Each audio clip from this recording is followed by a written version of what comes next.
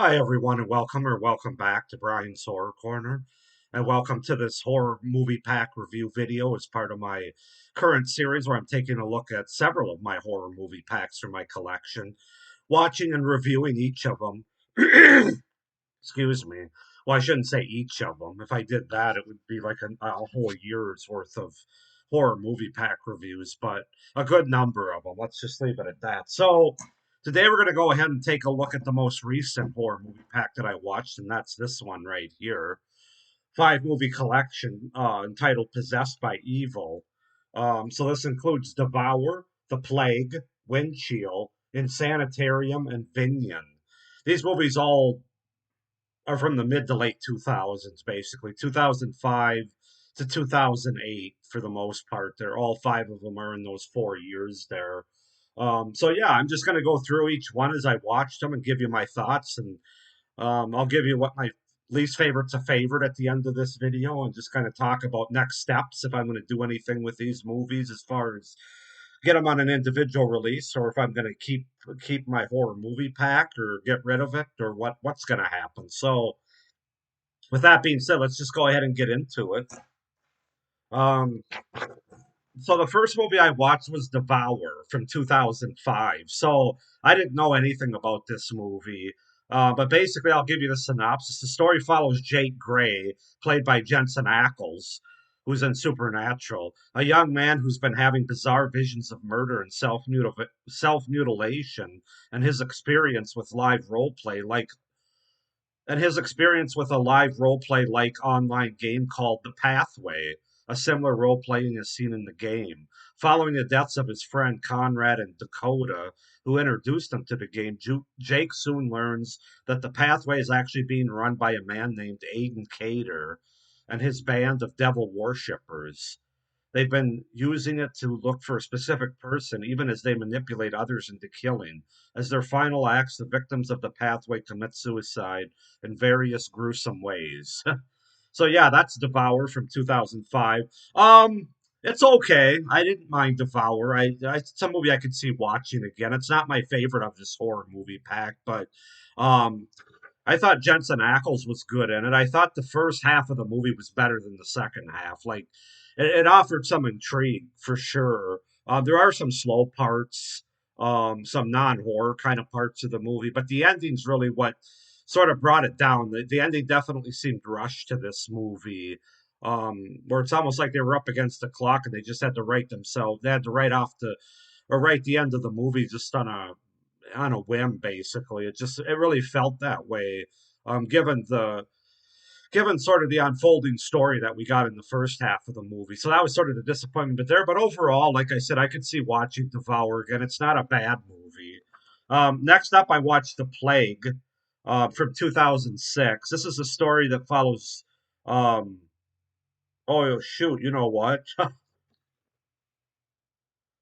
On my notes, I copied and forwarded the same notes for Devour. So I was going to start reading the same notes for the plague. I'm not, basically the plague is about zombie kids, if you will.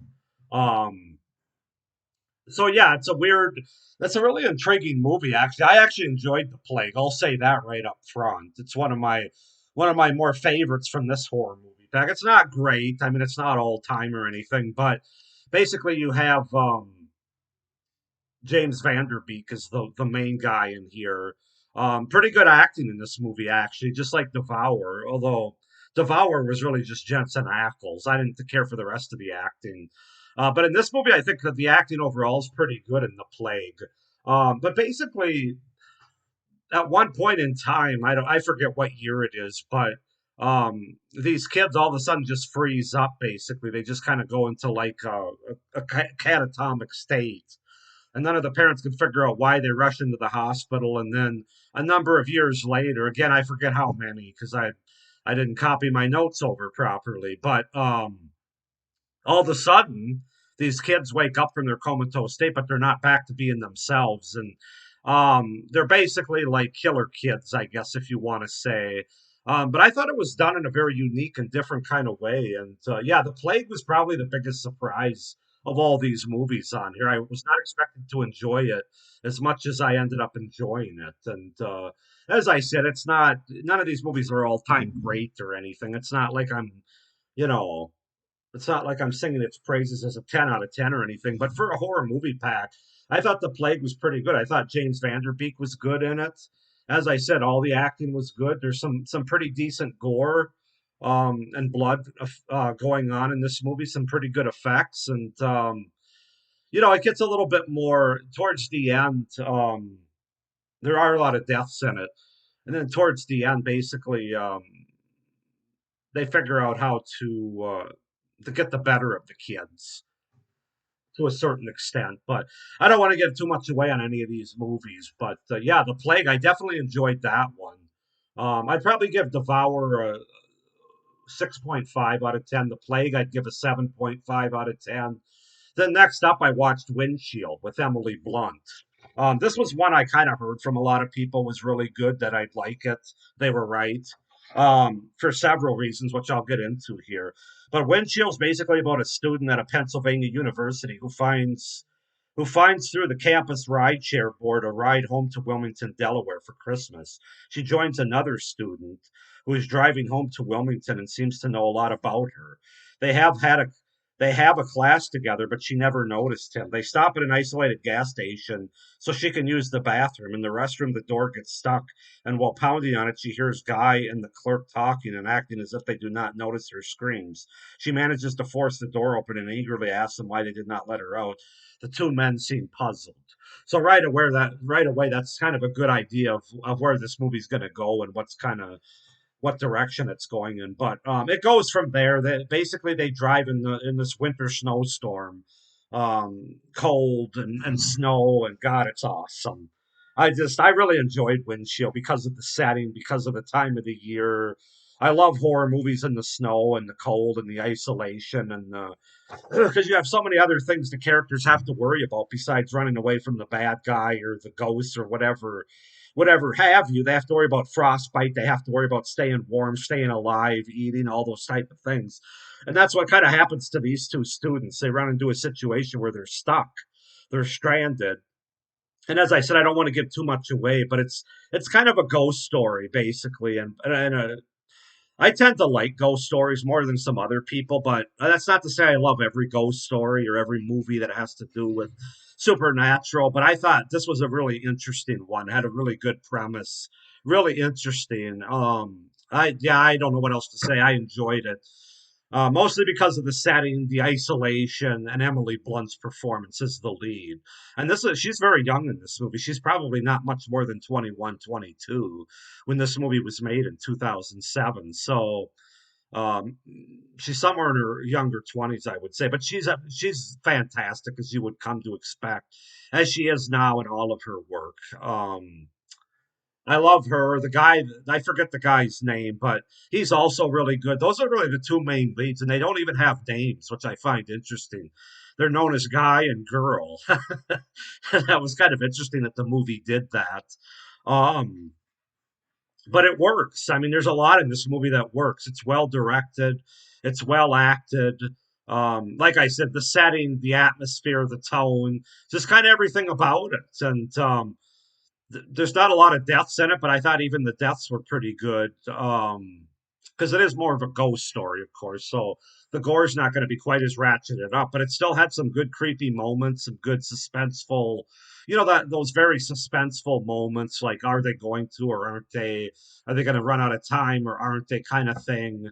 Yeah, it's just really good. Windshield was my favorite movie of this horror movie pack. Maybe not surprisingly, but yeah, I just can't say enough good things about it. I'm becoming a bigger fan of Emily Blunt by the movie that I watch, basically. She's one of my favorite actresses today. So that's Windshield. Next up, we have Insanitarium. Windshield was from 2007, by the way, if I didn't mention that. Insanitarium is from 2008, and this is a film that follows a man named Jack, played by Jesse Metcalf, who I knew from Dallas, the later version of Dallas from 2012, faking insanity in order to save his sister Lily, who has been involuntarily institutionalized. The siblings soon find that a mad doctor at the asylum, Dr. Giannetti, played by Peter Stormare, has been testing an experimental compound, orpheum, on the parent at the on the patients that seem to be turning into flesh-eating zombies. Loomis, another patient, spreads the infection. The two siblings band together with a terminally paranoid man, Dave, and a helpful nurse, Nancy, played by Olivia Munn, actually, in the hopes of finding a way out of the asylum. So, yeah, this is another good one in Sanitarium that I never really heard anything about or knew anything about prior to watching this horror movie pack. But I thought again the acting was good for the most part. Jesse Metcalf was good. Um, as the main character. There's a lot of blood and gore in this movie. If you want to, of this horror movie pack, if you're looking for the gore, this is the movie to watch for you in Sanitarium, and particularly the second half of the movie, the last act of the movie gets really bloody, really gory. Yeah, there's just a lot going on in terms of kills and a lot of gore effects and things like that. Some of it practical, some of it CGI, but I thought it was fairly effective. Of course, Peter Stonemeyer is really good in this movie. He's a really good character actor. He plays an evil guy pretty well. Um, yeah, I enjoyed Insanitarium. I really did. It's kind of a few kind of predictable plot points and twists, and the way the movie goes isn't necessarily cutting edge or anything. And I really didn't care for the ending, where I don't want to give it away, but it's very predictable and just very almost kind of lazy to me. I don't know. It's not like I said, it's not a perfect movie. None of these are perfect movies. But if, as I said, if you're looking for blood and gore, this movie has it, and particularly the last third of the movie. The movie's pretty. There's a lot of chase going on. There's a lot of kills going on. A lot of gore going on. That really ratchets up towards the second half of the movie. So yeah, in Sanitarium, I would probably give this movie a 7.5 out of 10. Windshield, I'd probably give an 8.5 out of 10. And then our final movie that I watched is Vinyan. Excuse me. Sorry, guys, about the coughing and the sniffling. I'm still trying to get over this months long cold that I've had here, or upper respiratory infection, or whatever the fuck's going on. These Midwest falls, you know. But Vinyan is about Janine and Paul, who are a wealthy couple who lost their son Joshua in the Boxing Day Christmas tsunami of 2004. 6 months later, having stayed over in Thailand, they view a film at an orphanage fundraiser made by Kimberly Park, just back from the Andaman coast of Moken and Ceylon, natives in the South Tanithuri division, a restricted area only accessible by boats through a triad of Thanks and Gaio, who has military ties that smuggles girls to bars in Myanmar. Janine sees a vague figure in the distance she believes to be her son Joshua. Sorry about the words there. It's kind of hard to it's kind of hard to pronounce some of the words and some of the names in that movie, but yeah, Vinyan was probably my least favorite of the five in this horror movie pack. To be honest with you, I will say that the ending, the last half hour of this movie, really ratchets up and it really gets into more of the horror aspects of what this movie promises. This movie's as much a drama as it is a horror, though. There's a lot of emotion between this couple with losing their son. And like I said, the horror really doesn't come around until the last 30 to 40 minutes of the movie. Before that, the first hour or so, I was dozing off. I'm not going to lie. There was just a lot of talking, a lot of dialogue, a lot of traveling. Not really a lot of interesting things going on. It's not until we see the ghost children in this jungle area towards the end of the movie, and then the final shots of the movie. Those are pretty disturbing, pretty frightening, I'll say. But there's a lot. It's a very slow burn, if you want to say. But even the slow burn, I wasn't finding all that interesting. I'd give this one maybe a 5.5 or 6 out of 10 for Vinyan. It's from 2008 as well. Yeah, it just wasn't my favorite. I'm sure there's people out there that would like it. In fact, I saw a few reviews from people that liked it, but I don't mind a slow burn, but there's got to be something to sort of keep my attention, and I was doing a lot of this. Until it got to the last half hour, and then I was into it, I'll say. So, but yeah, guys, that's going to wrap up these five movies.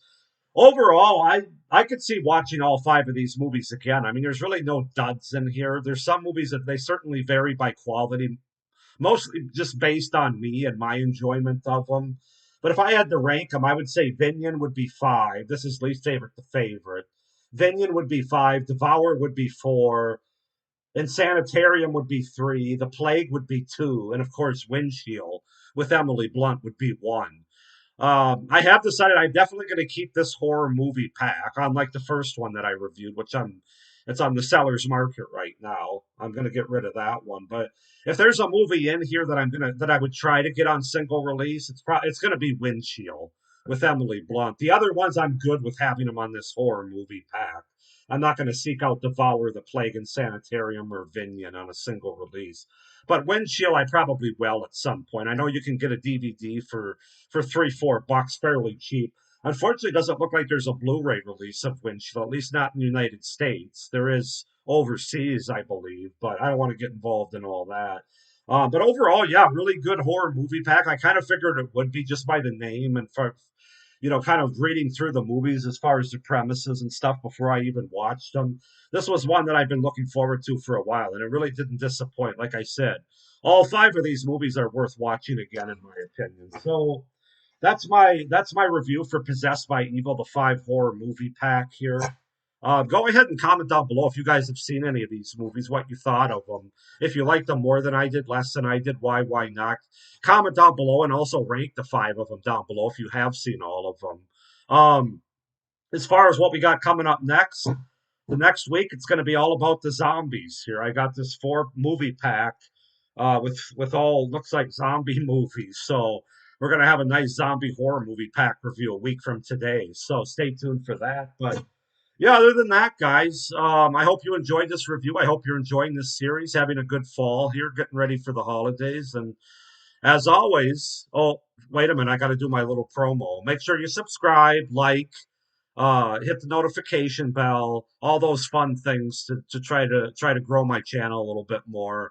I really appreciate all my subscribers that comment and like and all those types of things. Or even if you're not a subscriber yet for whatever reason, you really should be though. But with that being said, I hope everybody's doing well and stay scared. Bye.